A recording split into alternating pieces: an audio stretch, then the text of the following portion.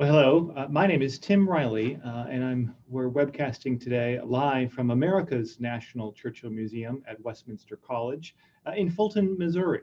And I'm very pleased to welcome a global audience to this very special roundtable discussion that has been planned and organized by our colleagues on the other side of the world here at the Churchill Institution of East Africa. And I'm very, very pleased to welcome virtually here my colleague and partner and organizer, the secretary of the Churchill Institution of East Africa, who approached us and partnered with us for this wonderful virtual leadership roundtable.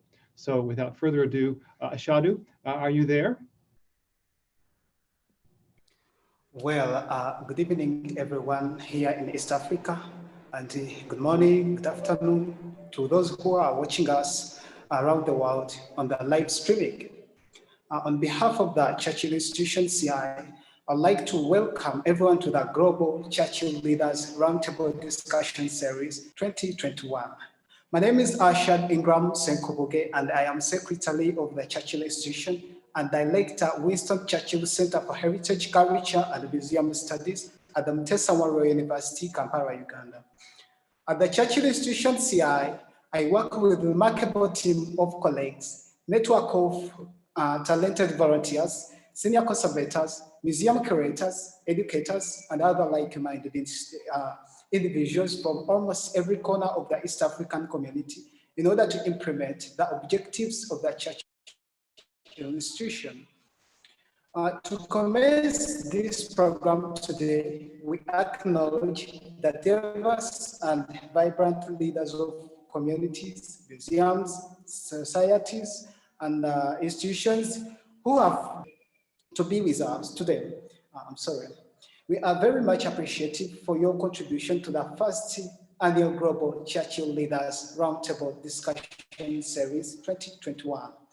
I take this opportunity in my capacity as Director, Winston Churchill Center for Heritage, Culture, and Museum Studies to express our deepest gratitude to the campus director, Mutessa Monroe University, and the entire administration for their support toward the Winston Churchill Center and the Global Churchill Leaders Roundtable Discussion Series 2021. We acknowledge the will of His Majesty, the Kabaka of Uganda, and his cabinet, and the labor of those who laid the foundation of this royal institution that we are stationed today. Churchill Institution was established in 2017 under the name of Sir Winston Churchill, one of Uganda's early tourists who came here in 1907. He popularized Uganda as the Pearl of Africa. There is a sense of living in the Pearl of Africa. For us, we see it as a term that describes the progress, excellence, and uniqueness of this country. Churchill Institution is now developing our national and African identity and shared heritage, which is rooted in exploration, innovation, and in our own unique African style. That process is informed by our past, and it continues today as we look to the future. We have a busy agenda today and tomorrow with a remarkable lineup of speakers. We encourage you to bring your questions, however, for our online discussions and conversations on all for today and tomorrow on all our social media platforms. The Global Churchill Leaders Roundtable Discussion Series was aimed from the beginning to bring leaders together to discuss leadership and other critical social issues in our world today. This transformative project was inspired by Churchill Institution's vision and the America's National Churchill Museum's mission. Churchill Institution's vision, shaping the future by preserving heritage, discovering new. America's National Churchill Museum's mission, commemorating and celebrating the distinguished career, the lifetime and distinguished career of Sir Winston Churchill, and inspiring current and the future leaders by his example of resilience, determination, and resolution. We are deeply grateful for the courageous professional and the emotional support standing in planning this event. I would like to personally link to Susan Whitmer, Taylor Oblang, and Lena Lucy of the America's National Churchill Museum for their commitment, hard work, and dedication to this project.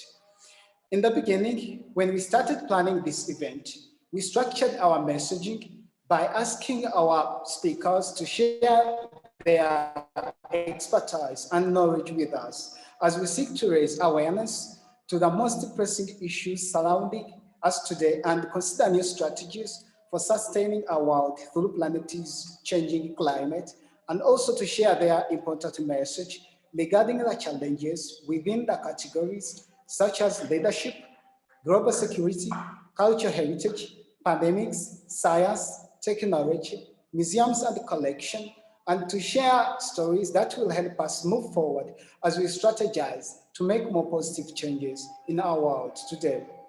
Please, thank you very much for helping us become a part of solutions, progressive solutions that involves in decision-making process. The selection of speakers you are going to hear today and tomorrow were invited based on their subject knowledge. And we are we are deeply grateful to them for their participation. This today's program is one of empowerment to share knowledge. Ladies and gentlemen, you are more than attendees to the GCLR Discussion Series 2021. You are also important participants. We ask you to listen to the diversity of knowledge and experience that will be shared with you today and tomorrow to help you engage in, consider where were we yesterday, where we are today, where do we want to be tomorrow, and how are we going to get there. Ladies and gentlemen, please allow me to pass the program to my colleague at the America's National Churchill Museum, Mr. Timothy Lyle, as he will be giving us the founding story of the Churchill Museum at Westminster College, Fulton, Missouri, US, and then move on with the first session. Thank you very much. And please welcome Mr. Timothy again. Well, thank you, Ashadhu, and once again, thank you and all of your colleagues at the Churchill Institution of East Africa for organizing and planning this terrific two-day seminar. And I'm also pleased and delighted to welcome over 400 guests who are tuning in from across the globe to learn and explore the various topics that we're going to talk about today. I've been asked to give a brief overview of the founding story of the America's National Churchill Museum for those who may not be aware. We are live streaming this morning in our time here in Missouri from Westminster College in Fulton, Missouri. And this is a picture of America's National Churchill Museum, which is located in the middle of Missouri, a state in the United States, in the middle of the country. This is America's heartland. And the number one question we receive from visitors to this museum on a daily basis is, why is America's National Churchill Museum in Fulton, Missouri, of all places? Winston Churchill had a long love affair with the United States. His mother, of course, was from Brooklyn, New York. He felt a great affinity for this country. But I am quite certainly that as a young man, he did not travel to Missouri, probably did not know where Fulton was. So the question is a good one. Why Fulton? Why Westminster College? And the answer lies in this document here. In 1945, shortly after the end of World War II, Winston Churchill famously lost the general election, or his party lost the general election, and he was suddenly and rather abruptly out of a job as prime minister. He helped lead his country and the Allies to victory in World War II, but suddenly and abruptly lost an election. And in that environment, he receives a one-page typewritten letter from the president of Westminster College in Fulton, Missouri, Frank McClure, inviting him to come and speak at the college, a small liberal arts college in America's heartland. Now, I'm convinced this letter would have been passed to a secretary and with a polite perhaps not this time, and tell them I can't possibly come, but thank them for the invitation, save for a handwritten note scrawled on the bottom of the letter in longhand that simply said, "This is a wonderful school in my home state. Hope you can do it. I'll introduce you. Best regards, Harry Truman." Of course, the President of the United States wrote to Churchill. Churchill noticed and he accepted the invitation and made his way ultimately to Fulton, Missouri 75 years ago on March 5th, 1946, when he presented a speech that he entitled Sinews of Peace. We now commonly refer to the speech by the Iron Curtain speech moniker. It was delivered here, and it was in many respects the warning shot for the West to be vigilant against a looming threat that Churchill observed in the Soviet Union. Of course, the Soviet Union had been allies of Britain and the United States during World War II, but Churchill chose Fulton, Missouri at Westminster College to warn that an iron curtain had descended across the continent. He also made popular the phrase special relationship, referring to the alliance and partnership, the special partnership between the UK and the United States in the speech here in Fulton 75 years ago. The museum was established in the 1960s, so nearly 20 years after the speech. There was a bold idea to relocate from London, the central London, to mid-Missouri, this church. It was a Christopher Wren church. The name is St. Mary the Virgin Aldermanbury.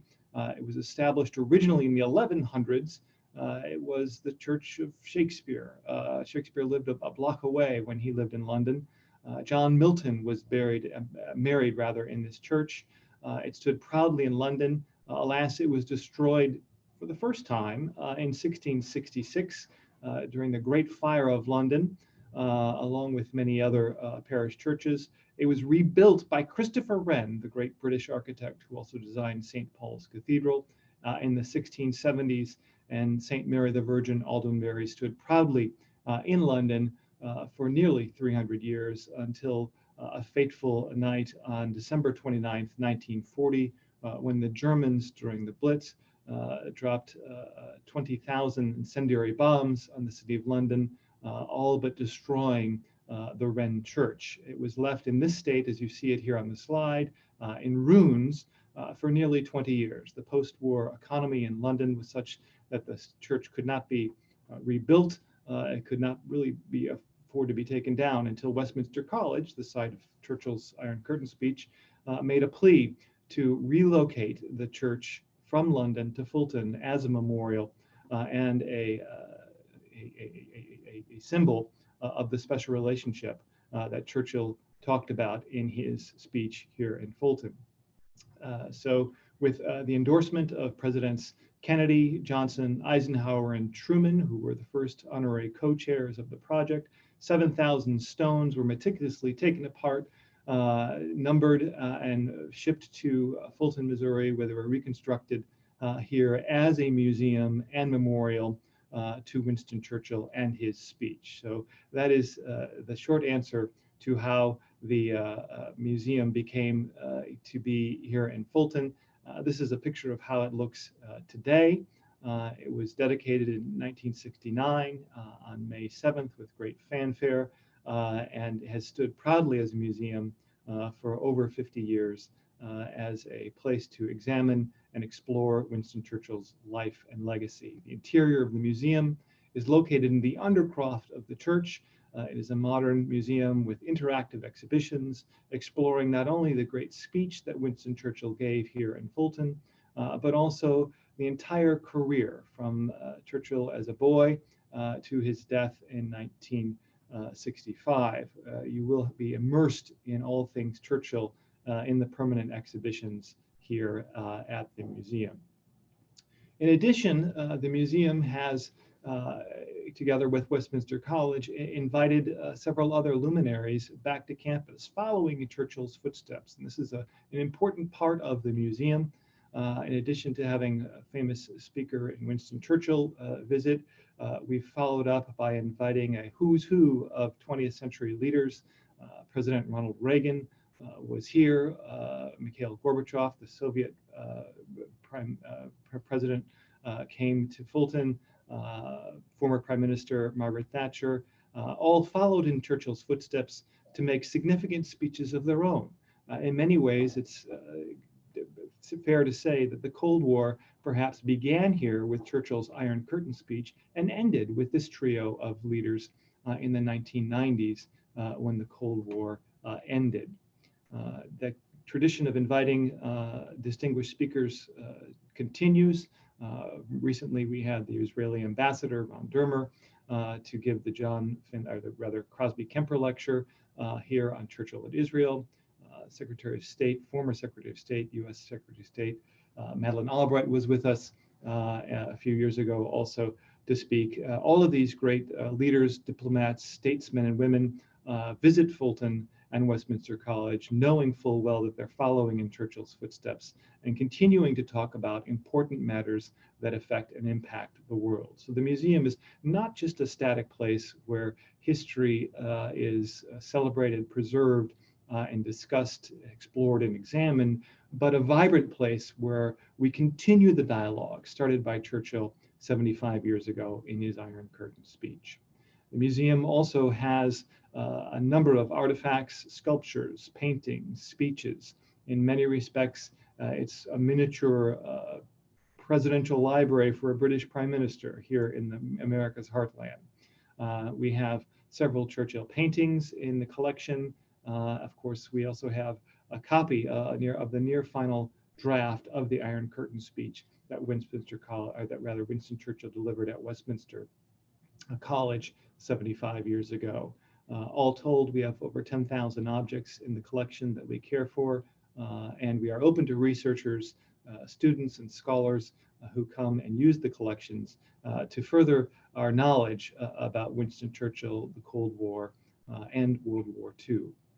Arguably, one of the largest and most significant works in the collection is this sculpture of the Berlin Wall entitled Breakthrough by Edwina Sands, Winston Churchill's granddaughter, who after the fall of the wall, the concrete manifestation of the Iron Curtain that her grandfather warned about here in Fulton, she, in 1990, Edwina procured 8 sections of the Berlin Wall, carved these abstract male and female figures out of the wall, and visitors can literally break through the formidable barrier between freedom and oppression that it stood for all those years in Berlin.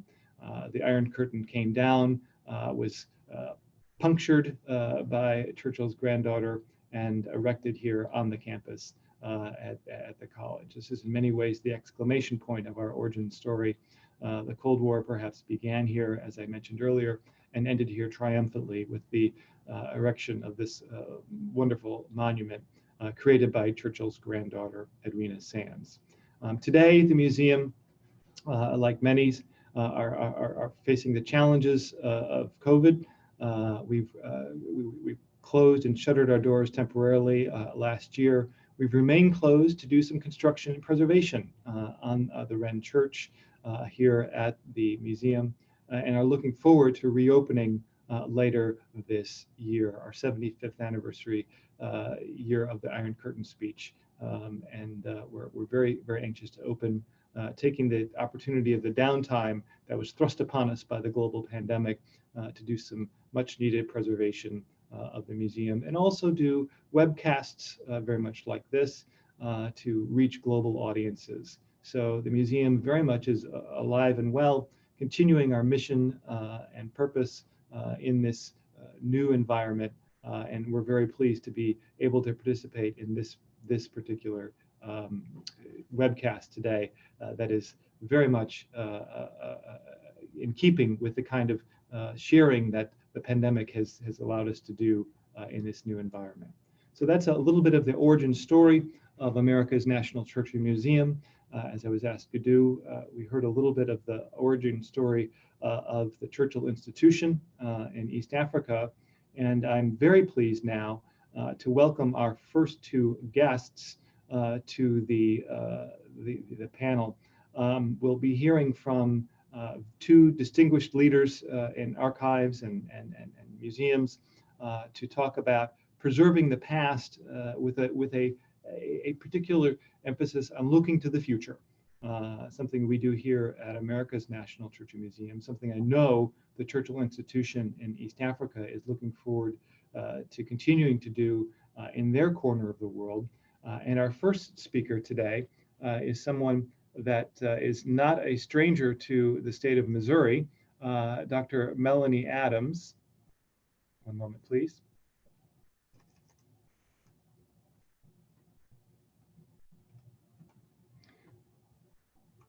Melanie is the director of the Anacostia Museum, part of the Smithsonian Institution in Washington, D.C. And Melanie is joining us today virtually from Washington, where she will talk a little bit about her institution, the one that she leads, and her distinguished career. The Anacostia Museum is a terrific museum in Washington, and it is exploring a variety of very fascinating, interesting topics, which Melanie will explain to us this morning. So Melanie, I'd like to invite you to share your screen and share your wisdom and words about the Anacostia Museum there in Washington, part of the Smithsonian. Welcome, Melanie. Great, thank you, thank you. I should be, let's see, yep, there we go. Making sure we are sharing this from the beginning, but thank you so much for having me. I am really excited to be here and talk about the great work of the Smithsonian's Anacostia Community Museum and our role in the community, especially over these last 18 months. I think it's been really trying for a lot of us in the museum field. So I'm excited to talk about not only our past, as Tim mentioned, but also our future. So the Smithsonian Anacostia Community Museum, we are actually located in Southeast Washington. So we are across the river from the National Mall, where you will find the majority of the Smithsonian museums. We were actually founded in 1967. So we were founded during a time very similar to what's happening in the United States right now in terms of civil rights, social justice, and racial unrest. So back in 1967, then Secretary Dillon Ripley recognized that they needed to create a museum within the Smithsonian that was focused on the African American community. And so what they did was they kind of looked around for a location, determined that Anacostia, which again is located east of the river with a large African-American population, would be the perfect location. So what you see here is our first location, which was located down in the main strip or main business district of Anacostia. And this is our first museum director, John Kennard. Now, John Kennard did not come out of a museum background. He actually came out of a community organizing background. And that's especially important because this museum was really meant to be focused on the community. The original intention from the secretary was to provide exhibits from the museums on the mall in this space to encourage people from across the river to go visit those museums. Well, the director, John Kennard, had very different ideas by saying there are a lot of very rich and important stories happening right here in this community. So we're going to create exhibits and programs that focuses specifically on the people that live in this community. And so ACM, for the last 50 plus years, we have grown, we have moved. So this is our current location. We moved back in the early 1990s, really just up the street. So we're less than a mile from where we were before, still in the Anacostia community. You know, ACM by the numbers, our budget is roughly $3 million a year, which is a mix of both federal funding and private funding. Our attendance is about 38,000 a year, which in the larger Smithsonian world, that is very small attendance. You would have places like Air and Space or Natural History getting that in about a weekend. And our staff, we have about 13 to 15 now full-time staff members with anywhere from 9 to 11 contract staff. But one of the things I really love about this image is it really shows how we're trying to activate our plaza area, which is a new space that we were just able to redo this past year. So you're seeing both indoor and outdoor activities taking place at the museum. So one of the things that really sets us apart from our museum colleagues is our mission. So I arrived at the museum back in August of 2019, and the board at that time had already approved a new mission and vision, which is one of the things that made me really excited to join the museum. And looking at, I'm going to start with our mission, even though it's on the bottom. Our mission is, together with local communities, the Anacostia Community Museum illuminates and amplifies our collective power. And why I say this is unique is a lot of museums, if you look at their mission, they really focus on collect, preserve, share. So they really put the focus on the collections. And one of the things that we are really adamant about at Anacostia is putting the focus on the community and using the community and telling their stories. And so that's why this mission is really important.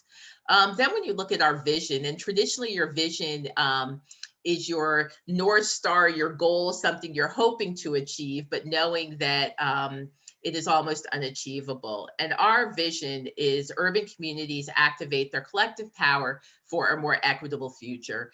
And so one of the things I'm really doing as part of my leadership tenure is focusing on that vision. We find that it's really more important now than ever to really look at how are we creating a more equitable future for all. And that's what will kind of be the through line in all of the work that we do moving forward. So as we look at our programs, one of the first things we did, and this is mostly pretty much pandemic till now, was once the pandemic hit, we recognized that we are going to figure out how do we pivot and provide content to our audiences in a new way. And also making sure everything we're doing was true to our mission and vision. So the first program we created was actually an online digital collecting initiative called Moments of Resilience. And what we did was we encouraged audiences to share photos and stories about how they were being resilient during this pandemic time. So we received stories from all over the country, a few international, but really from all over the country, talking about how they have discovered or rediscovered hobbies that they may not have done in the past. They've talked about exploring their neighborhoods because being on lockdown, you know, you couldn't venture too far out. So discovering your neighborhoods. They talked about appreciation for their essential workers, and whether it was their postman or their grocery store worker, really talking about those appreciations. And what this program did, it really did reflect our ongoing narrative about how communities of color have continued to be resilient during facing large obstacles. So that program will continue through the end of the year. So as you know, as with all of the Smithsonian's currently, we have been closed for about the last 12 to 15 months or so. And so we had already planned to have an exhibit that was supposed to open in December of 2020 called Men of Change, which was looking at the stories of African-American men. This was an exhibit. It was not created by the Smithsonian's Anacostia Community Museum. It was actually created by our Sites Traveling exhibit program, and we were borrowing it and using it as a loan. But what was really important to us was we felt the content was just so important in this exhibit that we wanted to still find a way to share it with the community. And also learning that digital content is fine and we continue to do that, but also recognizing that the digital divide is very real, especially where we're located in Southeast Washington, D.C. So how can we also provide opportunities for people who may not have the same digital access to be able to provide access some of our content?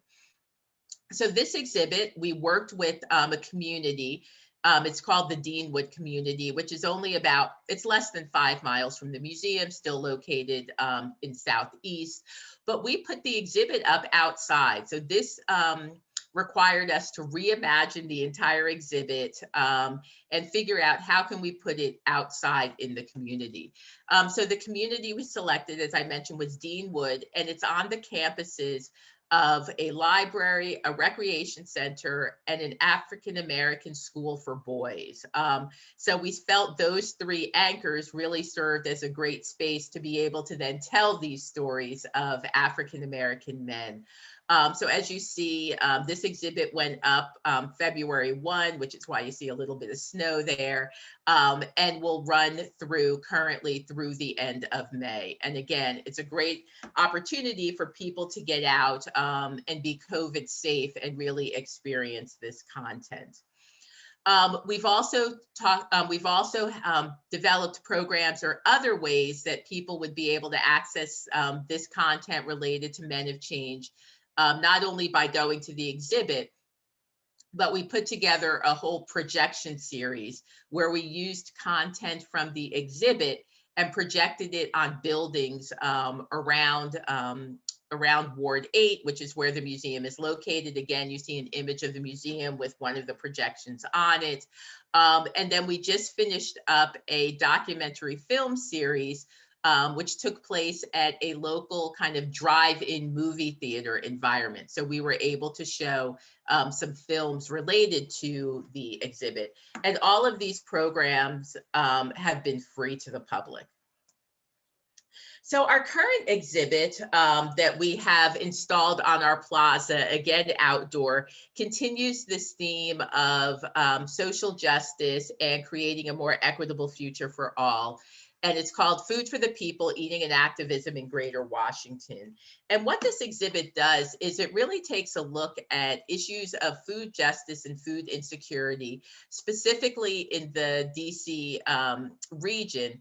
But what's so great about it, as with all of our exhibits, is we're hyper local, meaning we look at and use content directly from the DC region, but it is applicable to urban areas, I would dare say around the world, because you can take a lot of these issues that we're talking about related to food insecurity, and they would be the same in many of the urban issues, both around the United States and around the world. So what this exhibit does is it really looks at what are the issues related to food justice. So there are things like the grocery store gap, which is what we kind of call it here.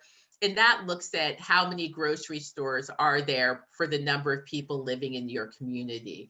It's looking at just access to fresh and healthy foods, which also ties into that grocery gap. It looks at access to not only fresh and healthy foods and grocery stores, but access to information about eating healthy and how that is tied directly into your health. And it was really important for us to put this exhibit outside. There is also an indoor component, which will open once we're able to open, that indoor component will open. But this outdoor component was really important to us because it reflected what so many people were seeing during COVID. COVID-19 struck, and then the issues related to food insecurity were exacerbated. As we all know, they were always there pre-COVID, but COVID really brought them to light for a lot of individuals. And so this exhibit really helps people take a look at that and understand why these issues are so important. So as I mentioned, the grocery store gap. So what this shows you is on one area, you'll see the grocery stores. So there are 9 grocery stores in one ward, which is Ward 3, which is a predominantly white ward with a higher socioeconomic income level. It's where Georgetown, so if you've heard of Georgetown, it's where that area is located, as opposed to Ward 8, which is where the museum is located. And we have one grocery store for 85,000 people. And as you can tell, it's a predominantly African-American community. These are just more images of what the exhibit looks like. That hand sculpture, that is actually a monument to essential workers. So we encourage people, you'll see all those lovely colored tags. We encourage people to write uplifting and thankful comments to our essential workers and to hang the tags in a show of appreciation for all that they have done during this pandemic. And finally, I just want to talk briefly about how this all ties into a larger initiative we are doing here at the Anacostia Community Museum called Transforming America. So Transforming America is a 5-year initiative beginning this year where we look at issues of, we look at different community issues through the lens of racial inequality. So this year, our focus obviously is on food. So everything, our programs and exhibits will be focused on food and food inequality through the lens of race. Next year, we will be focused on housing, followed by the environment, education, and ending in 2025 with health. And these 5 years are really leading us up to 2026, which is the 250th anniversary of the founding of the United States, and looking at spending that year of what type of country do we want to be for the next 250 years. Again, looking through that lens of racial equality and how do we actually go about achieving that. So I will stop there. Hopefully this gave you just enough of a taste to find out more information about the Anacostia Community Museum and the work we're doing. And I'm excited to answer questions after the next presentation. Thank you. Well, thank you, Melanie, for sharing with us all a little bit of your work. It's a fascinating museum and one that I know some of our guests will have questions about after the second presentation. The next presentation is going to be by Alan Packwood. I'm very happy to introduce Alan, a colleague in the Churchill world. Alan is the longtime director of the Churchill Center Archives at Churchill College at the University of Cambridge in England. I like to refer to this in the Churchill world as the mothership for Churchill scholars and studies, and Alan is the captain. So I'd like to turn the microphone and video over to Alan Packwood, who will tell us a little bit about the archives. Well, Tim, thank you very much. I'm just going to quickly share my screen. And here we go. Bear with me just a second. Right, okay. Well, I want to thank you, Tim, for your kind words and to reciprocate, if I may. I want to thank you and Ashadhu for arranging this wonderful and truly international round table. Logistically, it cannot have been easy for you and your teams, given the various different time zones. But I think the one thing this pandemic has shown us is the importance of global dialogue and global cooperation. We are all in this together. So I'm going to give you a little bit of context, first of all, about the Churchill Archives Centre. And I guess if you know anything at all about the Churchill Archives Centre, it's probably, of course, that it holds the personal papers of Sir Winston Churchill, including 2 of his unsmoked cigars. And you may also know that it holds the personal papers of Baroness Thatcher, Margaret Thatcher, including one of her handbags. But what I hope I'm going to be able to show you this afternoon, this evening, is that actually it's an awful lot more than that. The Archive Centre is situated in the grounds of the 42-acre campus of Churchill College in Cambridge. And the college was founded as the British National and Commonwealth Memorial to Sir Winston Churchill. Although unusually for a memorial, it was built during his lifetime, and at least with his nominal involvement, in that he chaired the trust, gave his name to the trust, which raised the money for the college. And here you see him on his one visit to the college site on the 17th of October 1959, when he came and planted an oak and a mulberry tree, and I'm glad to say both of them are still standing. And he came, he was just short of his 85th birthday, and gave what was one of his last public speeches. And you can see a page from his speech notes for that occasion on your screen. And in that speech, he set out his vision for the college that was going to bear his name. And that vision, interestingly, was that the college should, in particular, train scientists, technologists, engineers. And of course, you don't always associate Winston Churchill with science, although actually he was someone who always had a passionate interest in the potential of science and technology. But what I think this shows is that here he is at the end of this long life, this long career, still thinking about the future. And I think that is very relevant to the discussions that we're having this weekend. The Archive Centre came a little bit later. The college opened in 1960. The Archive Centre was built and opened in 1974, once it was known that Sir Winston's papers were going to come to the college. And actually, the Archive Centre was built and endowed with American money. And the first thing that you see when you come inside our Jock Colville Hall, named for one of Winston Churchill's private secretaries, first thing you see on the wall are the names of the original American donors, names that will be very familiar to many of you, names like Annenberg, Geffen, Harriman, Rockefeller, Kennedy, and so on. So in a way, we are the British equivalent to an American presidential library, and founded sort of on that model by US citizens. The centre was built specifically to house the personal papers of Sir Winston Churchill, and I don't need to tell this audience that that is an enormous collection. About 2,500 boxes, an estimated 1 million items, everything from his childhood letters and school reports through to his final writings.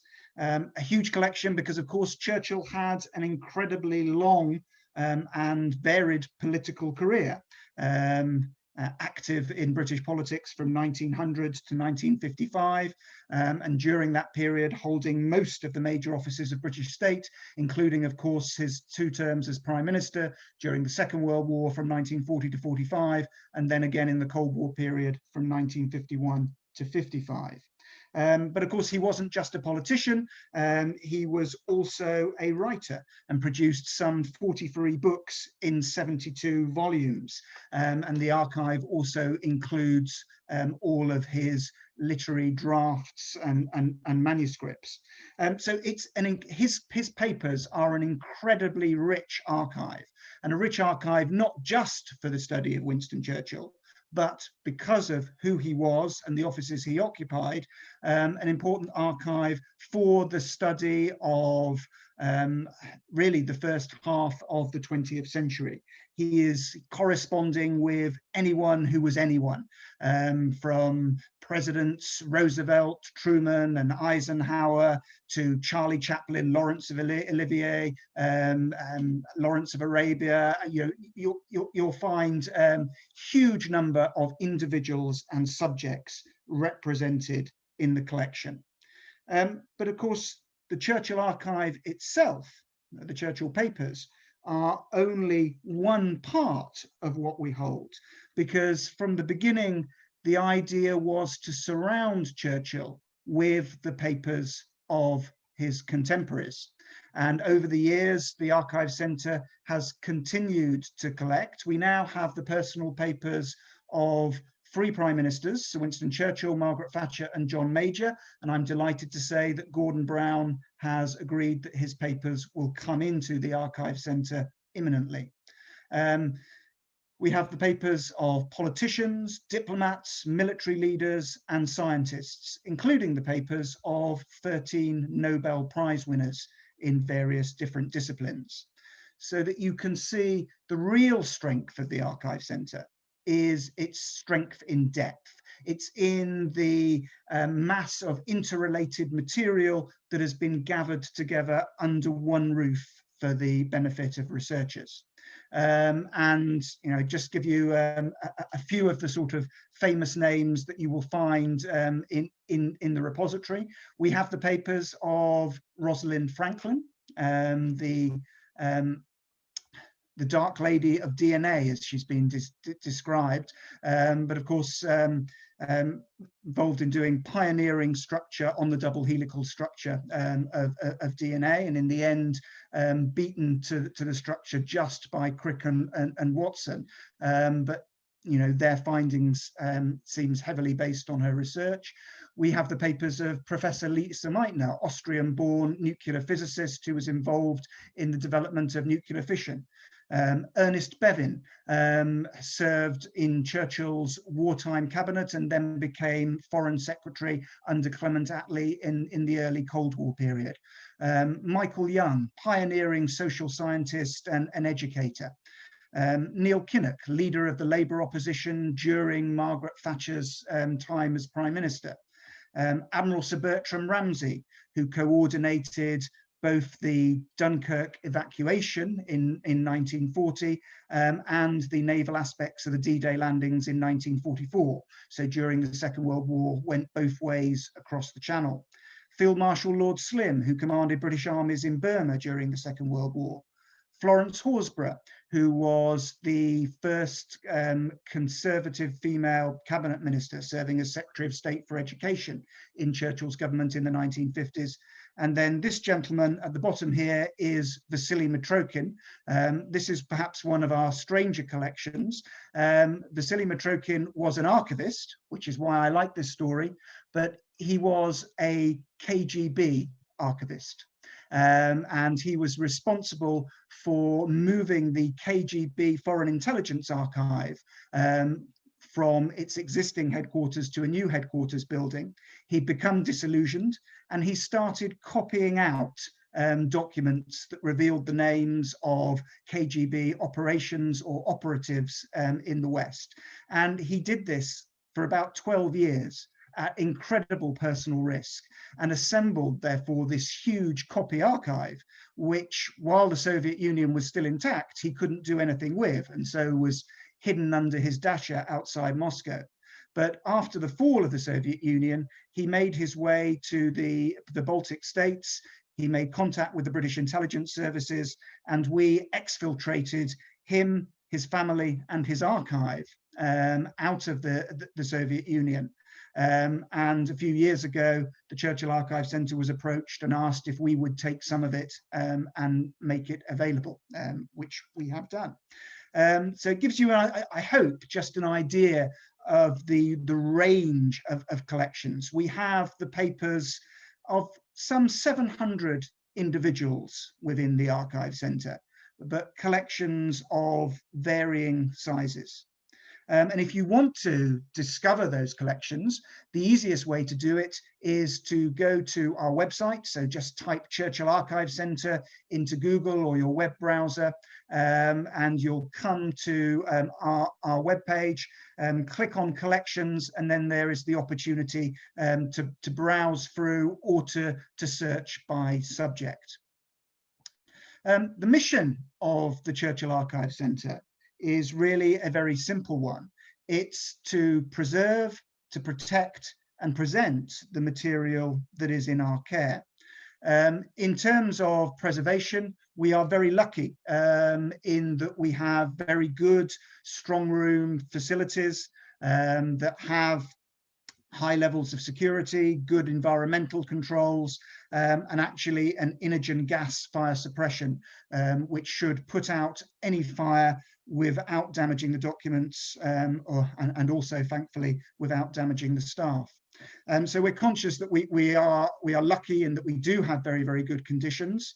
In part, that is due to the generosity of Margaret Thatcher, who helped raise the money for a new wing of the Churchill Archive Centre, which she opened back in 2002. And there is a very young director of the Archive Centre with more hair on the top of his head and less hair on his face, nervously watching as Margaret Thatcher cuts the tape and opens our building. I say nervously because there were actually snipers on the roof opposite, and there was a big security on that occasion. So we're very lucky in that we have these fantastic facilities. We know that we can care for the material in our care, but that is really only half the mission. The other half is to make it available. So how do we go about doing that? Our mission really is to create cosmos out of chaos. And that's a Churchill quote.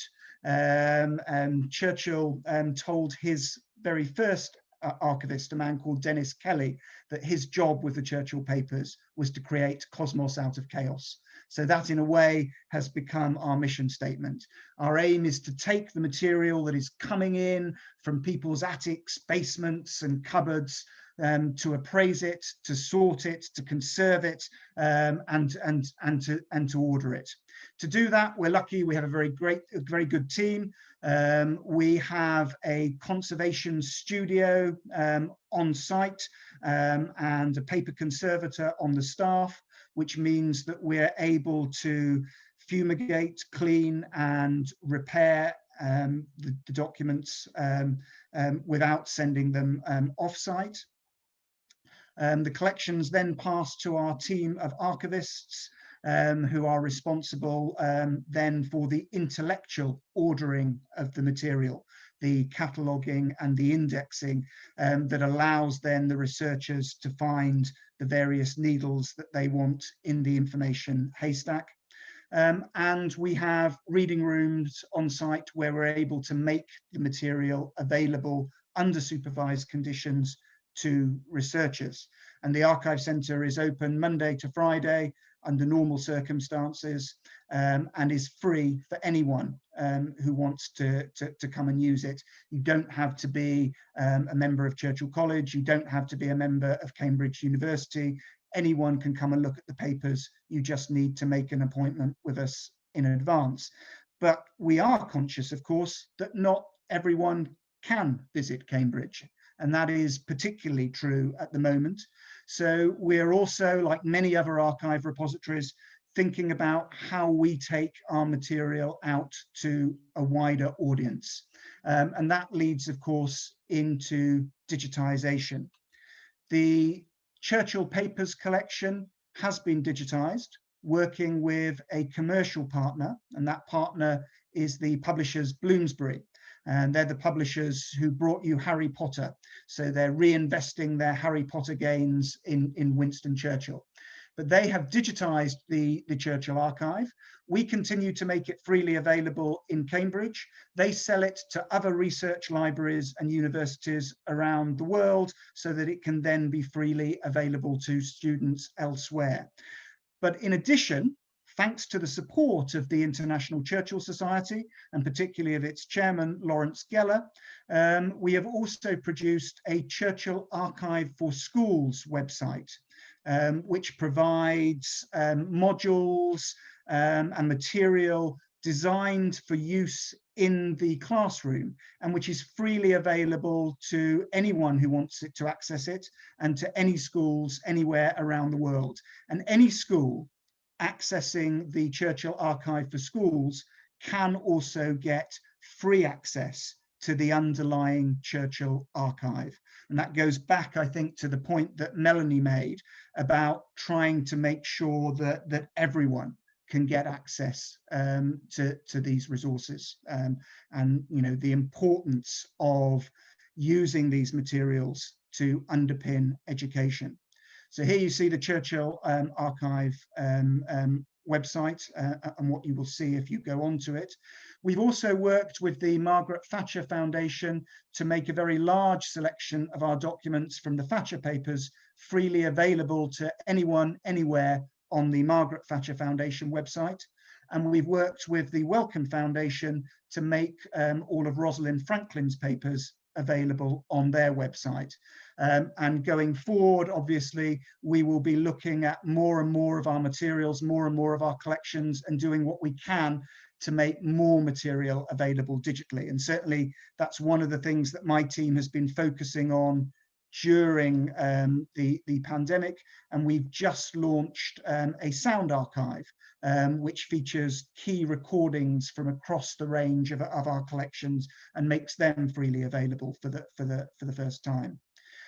In terms of the materials within the archives, within the collections, we do have a few key artifacts where they relate closely to the archives. So as I mentioned earlier, we have a couple of Churchill's cigars, we have a cast of his hand, we have a couple of his dispatch boxes.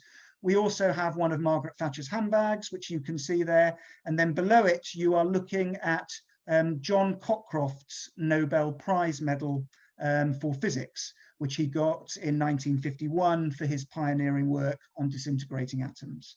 So we do have a few key artifacts. We also have some very iconic documents. What you're looking at on the screen now are some of Churchill's keynotes for his famous speeches in the summer of 1940. And of course, they're fascinating documents because of what they reveal about the way that Churchill worked. And you can see his mind at work. You can see him wrestling to find the right words to respond to the crisis. And of course, the way he worked is that he would dictate. His words would be set down, first of all, in normal typescript by the duty secretary. And he would then go through, as you can see he's done here, making changes, annotations, corrections. Then when the speech is more or less in its final format, it's taken away and it's retyped by the duty secretary and set out on the page like poetry. And I think it's really interesting when you see this, because of course, you can immediately see why he sets it out like this. He does it because it gives him the rhythm, it gives him the pauses, it gives him the emphasis. And it also shows how much effort he's putting into these speeches because of the importance that he clearly attaches to them. So we have these fantastic iconic documents. But of course, as I said earlier, the real strength of the Archive Centre is in the mass of material. It's in the strength in depth. And to illustrate that, and in honor of the Churchill Institution, I typed Uganda into the electronic catalogue for the Churchill Papers collection to see what would come back. And what does come back, I think, gives you an idea of the sort of thing you'll find when you make a search like that. What you're looking at on the screen now is a letter from the young king of Uganda in 1909. The young king had met Churchill when Churchill was in East Africa in 1907. And has then written to him. And this is one of several letters that survive in the collection. Alongside of that, we have Churchill's drafts for his history, My African Journey, describing that trip to East Africa in 1907. And you can see him sort of reworking his trip through the various drafts. We also have his official papers as Secretary of State for the Colonies from around that time, which show his keen interest in the various British imperial projects in East Africa, including the railway that's being built in Uganda. And then later on, this is a document from May 1945, at the end of the Second World War, and it's the message that the Uganda Chamber of Commerce sends to the Prime Minister after VE Day. So again, those are just some of the documents that came back when I typed Uganda into the catalogue. And the great thing, of course, is you can search for any person, place, subject. You can search within the Churchill Papers collection. You can search across the range of our other collections and catalogues. It's not just political papers. Of course, we have scientific papers as well. And these are two of my favorite scientific documents from within the archive. You've got there the paper with the graph is the calculation on one sheet of paper that Sir John Cockcroft does for Lord Rutherford in about 1928 on the probability of being able to artificially disintegrate atoms. And based on this one small piece of maths, Rutherford then authorizes Cockcroft and Walton to do various experiments that lead to the systematic disintegration of atoms and therefore lead to atomic power, the atomic bomb, particle accelerators. All of that science flows potentially out of this one calculation. And then opposite it, you've got a page from Rosalind Franklin's notebook from 1953, showing how close she was getting to the double helical structure of DNA. And what I love about archives, and you can see that in these documents, you can see it in the Churchill speeches, is their ability to plunge you back into the moment and to put you inside the heads of the politicians, the diplomats or scientists, so that you can see what they were seeing at the time. You can see what they were thinking at the time. You can see what they did know, and also in many cases, what they didn't. But it really is history in the raw, and that's what I love about it. Just to conclude then with some remarks about the future, hopefully I've given you an idea of what the Archive Centre is, what it has, and what we're trying to do with it at the moment. Where do we go from here? Well, obviously, a key part of our mission remains preserving and providing access to the collections. We're here for the long term. We're here not just for today, but for future generations. But of course, the way that we preserve and provide access will change and is changing. We need to continue to collect, but we need to diversify our collections. We are in many ways an archive of leadership. We collect the papers of the people who have been really driving British public policy, political life, and science and technology. And we will go on doing that. But of course, we're very aware that that is an archive of an elite, and that elite itself is changing. And we need to capture those changes.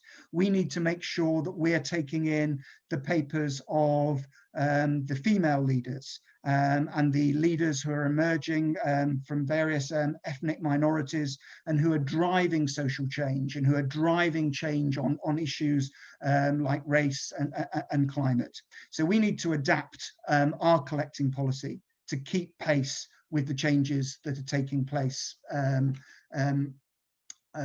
within our larger community. Of course, we also need to adapt to the digital environment.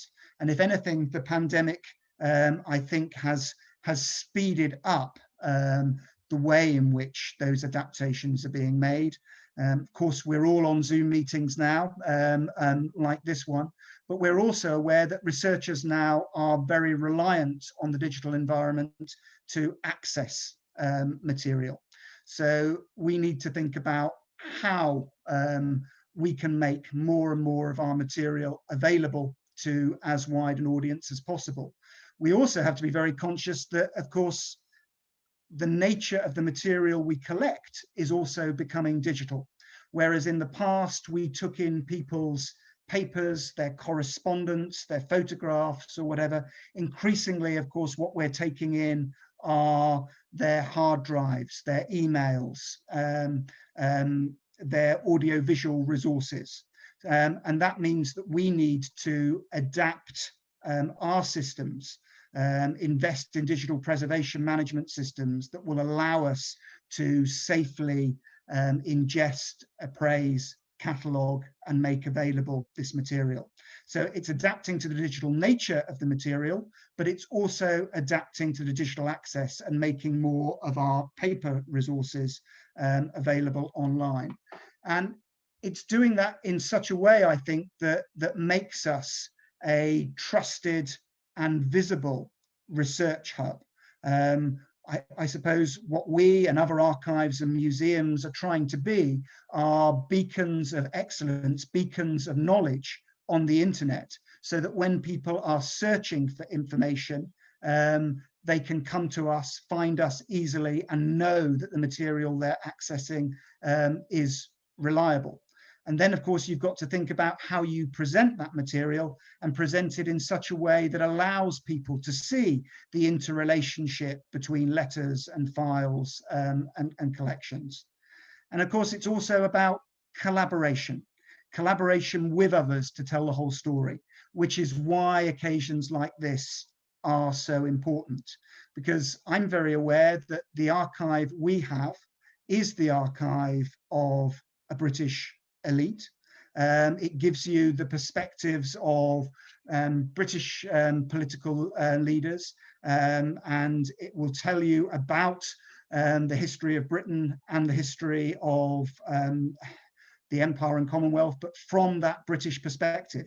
And that clearly is not the whole story. And that's why it's really going to be vitally important for us in the future to be able to link up with strategic partners around the world, partners like the Churchill Institution, to link the material we have with the material that survives locally, and the oral history that survives locally, bringing together different viewpoints and different perspectives. And of course, digital technology allows you to do that far more easily.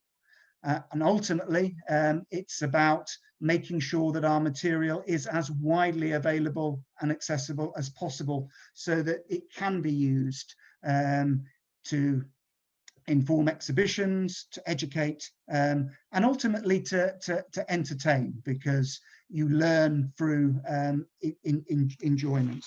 So it really goes back, I think, to the point that Melanie made about sort of collective power. And that collective power for us, I think, is really going to be achieved through collaboration and strategic partners and strategic partnership with others. Strategic partnership on digitization, strategic partnership on exhibition, strategic partnership on education. And that, I think, is the future for us. Thank you. Well, thank you, Alan, very much for that terrific and thorough overview of the Churchill Archive Center. I think it's fascinating to be reminded to our Churchill audience in particular that the breadth, as you say, of the collection and the depth of the collection is so rich. We do have some time now to have some questions, not only from the audience, but also to have a dialogue between Alan, you, and Melanie. And you know, one of the things, and I'll kick things off here, that I've noticed in both of your presentations, and it came up also in the chat. Let's start with the pandemic and how we have all had to become resourceful with resources. I think it's true. Melanie, it's striking to see the images you showed of the exhibition, that you boldly went on with the show and decided to mount the exhibition out of doors. That was extraordinary, and it was something that I'm sure you didn't plan going in, but it was a very clever, I think, adaptation to the pandemic. And as we noticed here at America's National Churchill Museum, there are so many possibilities that we did not see necessarily. And if there's a silver lining in this pandemic for us, it's all accelerated the way we think of presenting and preserving and sharing our missions and purposes. And I'd like to talk maybe a little bit about that, with each of you in more depth, and curious to know, we're in the thick of it now. but particularly, what lessons have you learned immediately from the pandemic about being creative in how to go about doing this, and how is that going to change the future of how we operate? Maybe let's start with you, Melanie. Sure. I think one of the most important things we learned was really a sense of urgency. I think with any large institution, you can get mired down in all of the red tape and things take months to years, and we didn't have that type of time frame. We made the decision to move Men of Change. I think it was mid to late October. We made the decision to pivot to outside, and we were opening it on February 1. So that gave us a 3 to 4 month time frame, and you just had to work hard and get things done really quickly. So I think creating that sense of urgency, and also it reinforced the importance of relevancy, because I think with both Men of Change and with Food for the People, the topics were so relevant to what was currently happening that again pushed us to really make sure that we were able to get this content out there in a timely fashion. Good. Alan, and how has it impacted your work in Cambridge? I'm on the sideline here a little bit. I've been able to work with you and see some of the good work you've been doing, but maybe you can share with our audience what you've been doing. Sure. Well, I mean, first thing I would say, of course, is that it always feels a little bit wrong to talk about silver linings when you've had such a terrible crisis and so much loss. But I suppose if you look back through history, and if you know, it is true that you know, times of crisis tend to result in much more rapid technological change, and that's certainly something that's been seen sort of across the board in terms of this crisis. And in terms of how it's impacted on the Archive Centre, I think the first thing it's done, of course, is to, as Melanie said, to allow us to focus on what are our real priorities.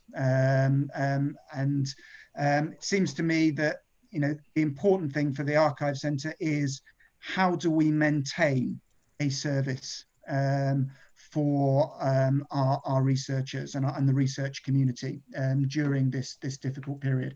And one of the things that I'm proudest of, and where I think the team within the Archive Centre have done an absolutely exceptional job over the course of the last year, is maintaining a public remote inquiry and copying service, and being able to continue to respond to the researchers who aren't able to come in, aren't able to use the reading rooms, aren't able to visit Cambridge, but want access to the material. So it has forced us, I think, to think about how we provide those services and how we can streamline those copying services.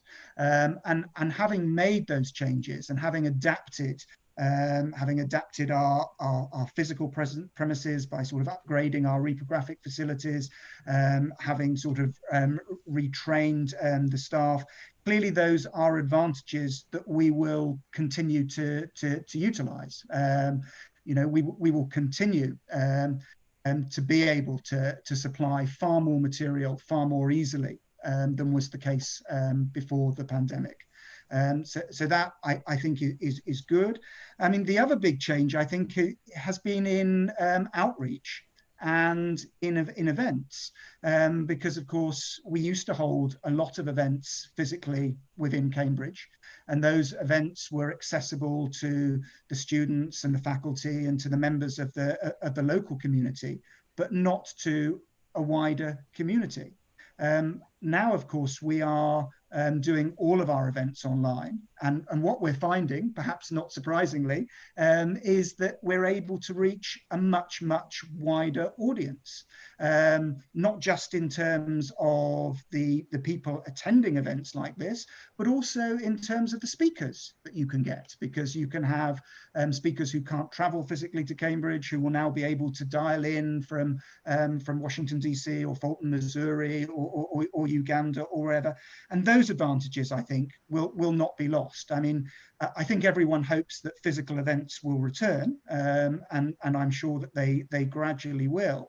But I'm equally sure that henceforth we will also be streaming those events. And of course, again, the pandemic has forced that technological change on Churchill College and on the Archive Centre, so that we've had to adapt quickly to be able to take the events online. And I think that will be an enormous help going forward. I think the other really big change is for the profession itself and for the team members within the Archive Centre, where we of course have adapted to working from home and to working much more flexible hours. And we have proved that that can be done without a loss of productivity, and in a way that can actually boost people's productivity and engagement. And again, I think it would be tragic to lose all of those advantages. So I think what it's leading to is the realization that we can be much more streamlined, much more flexible, and much more technological in the way that we do things. Good. Following up, both of you mentioned education as being core to your missions, and it seems to me that during this pandemic, when education has changed and so many students of all ages are finding themselves learning at home, not in a traditional classroom, I'm wondering, Melanie, how have you tapped into this new captive audience of sudden homeschoolers? In your programming, or perhaps is this something the Smithsonian has been talking about, more generally, now that we're finding a need for really great content that can be shared in this novel way via Zoom or other platforms, in the education business? What are you doing to approach the online community of learning? Right. And I think that is a really good point in terms of, again, having to shift and pivot from in-person school field trips to being able to provide the content online. And the larger Smithsonian has a wonderful array of opportunities online that we've always had and have just increased. But I think what's really important here, and specifically for Anacostia, is really a focus on family learning. That doesn't mean that we also obviously don't do K through 12, but a lot of that content is really the same. So when the pandemic hit, what we really looked at is we do a Thursday online program called Takes Time Thursday every Thursday, which is just a 30-minute snippet that really is something that could be used in a classroom, could be used with a family, it could be used just with adults. So really looking at how can we create content that we're able to use across multiple audiences. I think moving forward, what will be really interesting is we don't know when schools are going to feel comfortable coming back.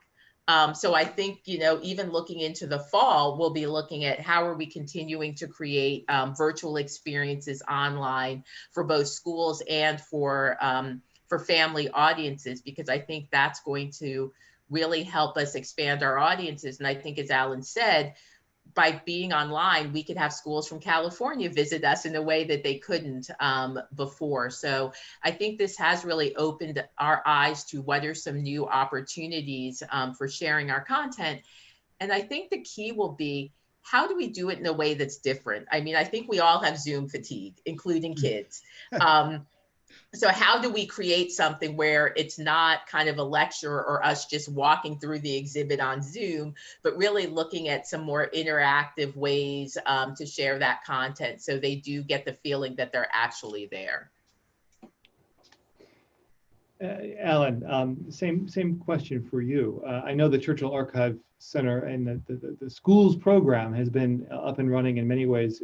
You were out front on this for a couple of years. But is that program going to be expanded going forward, or what do you see in this environment?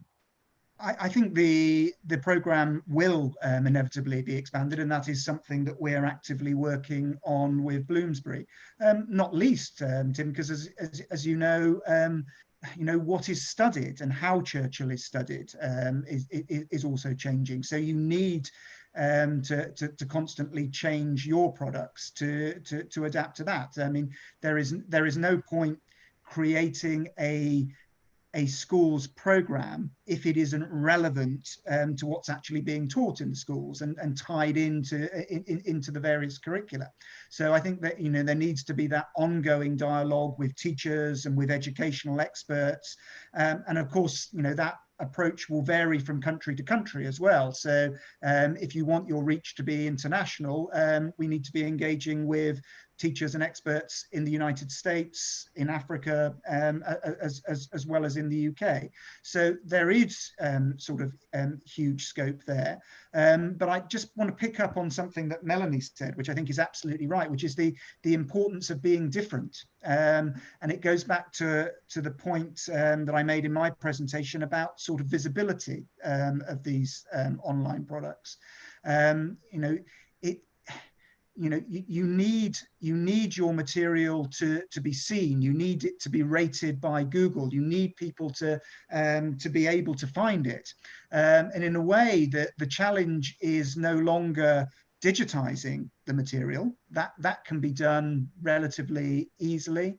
The cost of sort of storing material has come right down, and it's much easier to store huge quantities of digital images. But there is no point in just taking your archive and sort of dumping it on the internet, because people won't be able to use it. So, I sometimes get asked, about the collections. Well, why don't you just digitize everything and put it out there? And it would make it impossible for researchers actually to find what they needed, to find the sort of needles in the haystack. What the researchers need is the material to be tied at the academic research level to catalogues that they can search. I always say, that if you're paying for a digitization project, you need to build in the cost of cataloging as well, because you need that catalogue in order for the researchers then to be able to go through the 1 million documents in the Churchill papers or whatever collection it is and find the free documents that are relevant to their research project on a particular individual or whoever. So, you need it tied to cataloguing. You need it tied to specific products that can be used in the classroom. And you need to think of innovative ways, I think, to actually advertise what you're doing, because there is so much out there. I mean, well, you'll know as well as I do, if you type Churchill into Google, you will get, thousands and thousands of entries coming back at you. And the first one of those will probably be Churchill Insurance Company. Second one might be Churchill Stairlifts.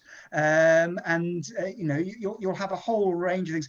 You need to make sure that you're figuring, on that first page, so that when your school student or your teacher who hasn't really got very much time at all, they're incredibly busy, when they're trying to research developing a piece of homework, or if they're a student doing a piece of homework, that they can find your material as quickly as possible. So I think the challenge for us going forward is making our sites beacons of expertise, beacons of knowledge that are easily visible, easily accessible, and that people are going to find quickly. Very well said, Ellen, and Melanie too. Your efforts are great. I have a question that's come in as far as discernment, and it follows up on, Alan, what you were talking about on web searches and keywords. And if you type in something, the first results may not be always the best results. I'm curious to know, there are studies here in the United States, about, the public tends to trust museums. Interestingly enough, the American Alliance of Museums published a famous study saying that museums and archives are trusted more than the news, certainly more than politicians, even more than universities. And museums are the place to go to for a trusted source and so forth.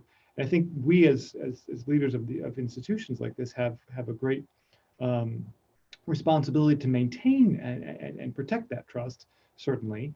And one of the ways we do it is by presenting accurate information and making it freely accessible, as you both suggest, but also to be topical. And this is where I'd like to explore something that it came in across the transom here as a question.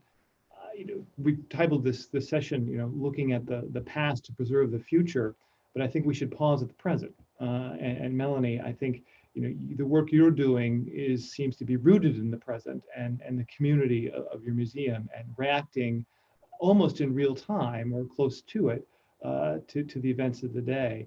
How important is it for museums to, on the one hand, maintain the trust they have in preserving the past, but also to be objective and present what's happening now, in the world, with the challenges from global security, and we're going to hear from Major General Byron Bagby in a minute to talk about leadership and global security in real time, but also in the museum world. Melanie, you mentioned, the work you're doing was very important in the current climate of race relations in Washington and the world, in this country particularly, and also in Great Britain.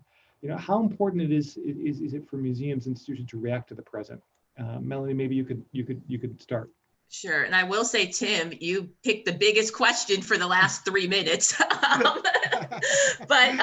So what I'll say about that is, I think museums are considered the most trusted because I think for so long, people assumed that we were neutral. And I think we all know that museums are not neutral in the sense of what information we decide to display and our interpretation of that information. And I think why that's really important, especially now during the time period you're seeing, is people are questioning that. So people are questioning about questions related to the founding of our country, whose story was included, whose story was not included, and what does that mean about who we are as a people and identity. So museums, the stories we were telling were so tied to people's identity and how they saw themselves, usually in this case, it would have been as Americans. But more importantly, now as a more diverse country, we have other people and communities of color saying our stories matter as well. And it's not that we weren't there for these events, our stories have just been left out. So I think from the Anacostia community perspective is we may tell very similar stories to our colleagues on the mall, but our lens is very different. So we may be telling them from the perspective of the communities of color, not necessarily the mainstream stories that you will see there. And so I just think this is really important because as we look at growing our audiences moving forward, the people that are coming through our doors are looking for that type of diversity and that type of story to relate about what is happening now. And most importantly, why is this happening now? Ellen, and your thoughts on the same topic?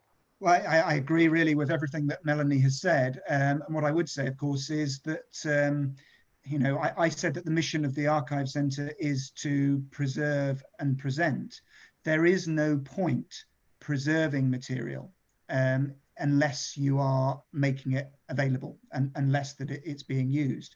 And further to that, people will not see the point of preserving material and therefore will not support the work of archives and museums unless they see its relevance to them. Therefore, I think it's vitally important that archives, libraries, museums sort of lead the way in encouraging debate, dialogue, discussion based on their collections and using the collections to inform discussion of current issues and to show, how we've got to the point that we're in today. So I think, it's an absolutely integral part of what we do. And if we don't do it, and if we don't do it in the widest possible way, then there is a very real danger today of us being just seen as ivory towers. And particularly if you're looking to the sort of near future and you're looking to the sort of post-pandemic world, we're going to be in a different funding environment, and we all know that it is the heritage sector that will will be sort of bottom of the list of sort of government priorities.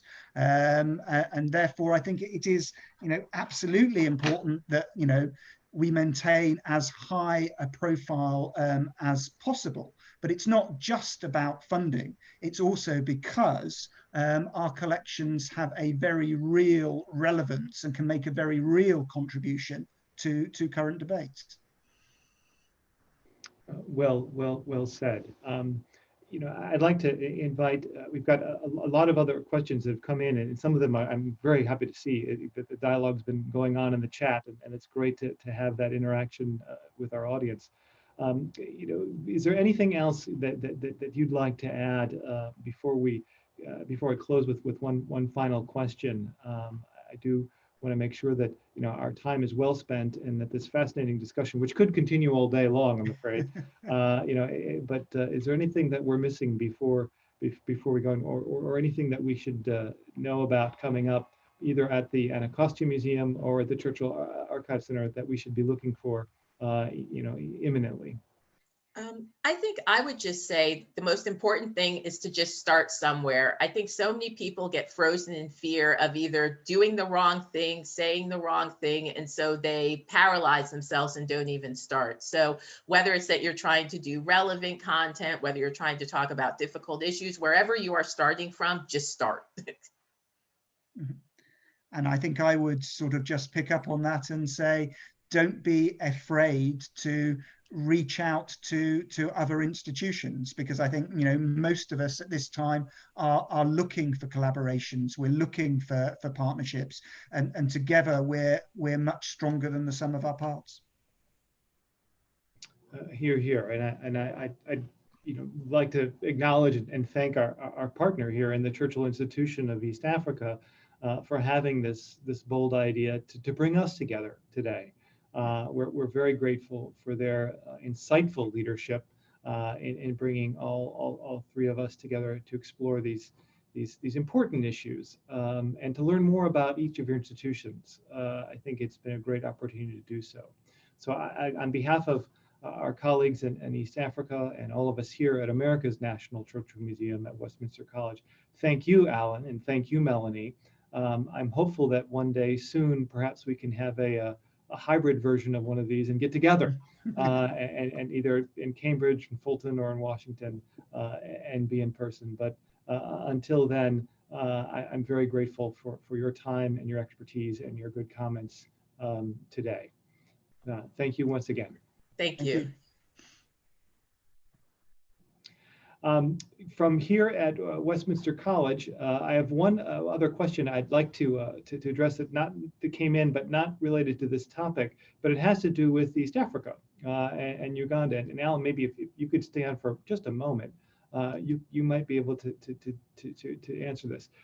We have a message from London with someone who has worked on various projects in East Africa, and noting that Churchill, as an historian and passionate enthusiast for science, something Alan you talked about, are there opportunities working with the Institute or others in Uganda to support new technologies in the country and region, with pertaining to solar energy and waters and Lake Victoria, especially with Uganda's beneficial climate? That question comes in, and I might ask our colleagues, not only here, Alan, with you, but with the Churchill Institute, if they have thoughts on that, how we can learn and apply science to the region today. It's a question I think Churchill himself might have, in fact, did pose in his book, My African Journey. But Alan, do you have any thoughts on that? Well, I mean, of course, I'm going to premise my remarks here by saying, of course, that I'm not a scientist, a technologist, or an engineer, but that I'm very lucky to be based in Churchill College, where, of course, I am surrounded by such people, not just within the college, but also more widely within the University of Cambridge.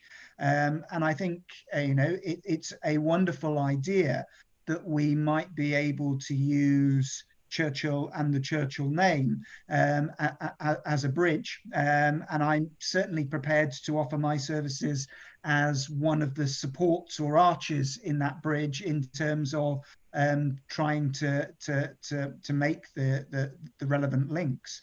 But you're quite right, I think, to point out that, you know, Churchill's approach to issues was always to try and look to the future, and to look to science and technology, and on the whole, despite his worries about the atomic bomb and the hydrogen bomb, he remained very positive about the potential of science and technology.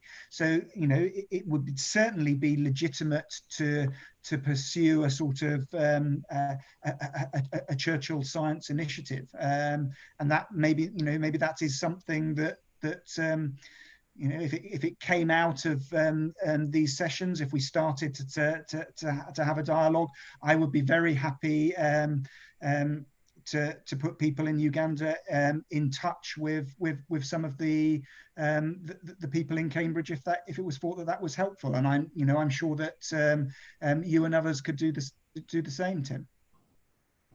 Very good, very good. I think, you know, we're learning from the past, and you know, on that score, the other question, Alan, I'm going to ask you, it's a very specific Churchill question, and I know you know the answer to this, but someone said, if I have to learn something about Churchill and pick up a book for the first time, would Andrew Roberts' Walking with Destiny be a good book to start with, or are there others? I get that question all the time, but I think for our Churchill audience, perhaps you could answer that one.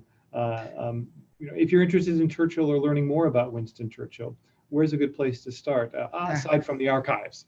Yeah, well, I mean, I think as Andrew Roberts points out in his biography, there are something like 1,000 books that have been published on Churchill, have Churchill as their sort of main subject, and in a way, my answer would depend on, you know, what you're trying to find out. You know, if you want a sort of overview of Churchill's life, then you can start with, you know, Andrew Roberts or Roy Jenkins' biography or Piers Brendan's biography. These are all excellent places to start. If you want to get a sense of the man, you might want to start with some of his own writings. So reading My Early Life, his account of his sort of early adventures up until the point that he goes into politics. If you have a keen interest in the Second World War, then you might want to read his history of the Second World War. The official biography by Martin Gilbert runs to 8 volumes and something like 23 companion volumes. So, I mean, it is a wonderful work as a source of reference for answering any question about Churchill, but perhaps not where you might want to start. But luckily, Martin Gilbert produced an abridged 1-volume version, so you might want to start with that. And from an archivist's perspective, he also produced a wonderful book called In Search of Churchill, in which he describes the process he undertook in tracking down the papers, in tracking down the individuals who worked with Churchill, and tells their stories. And that, I think, is an absolutely fascinating book. So the short answer is that there is an abundance of riches, and that you're spoilt for choice. But if people want to get in touch with me offline with their particular interests in Churchill and the aspects they're trying to research, I'd be very happy to try and steer you in the right direction. Very good, and thank you, Alan, and thanks again. The other book, you know, you bring up a great point, and I when I ask the same question, or am asked the same question, read Churchill. You know, it's one thing to read what others say about Churchill, but Churchill is an extraordinary author. And one book that I'll recommend today, given our topic and our hosts, is the 1908 version of My African Journey, recounting Winston Churchill's travels to East Africa. It's a fascinating book written by a young Winston Churchill early in his career. Churchill had a knowledge of Africa from the Boer War in South Africa and the Sudan, and of course his trip to East Africa in Uganda in 1907 is recounted in My African Journey, and it's worth reading for a variety of reasons, and I recommend it to everyone today. We will be taking now a break. I think, as was noted earlier, Zoom fatigue is a real thing, and we recognize that. So we will be picking up session 2 with Major General Byron Bagby, who will be talking about current issues of global security. And he will be coming online in a little over half hour from now at 10:15 Central Time. So it will be 15 minutes past the next hour for those of you in different time zones. We'll resume our conversation there. And I once again thank my good friend and colleague, Alan Packwood, for joining us. I hope you have a great evening and a great bank holiday weekend. Thank you very much, Tim. It's been a pleasure.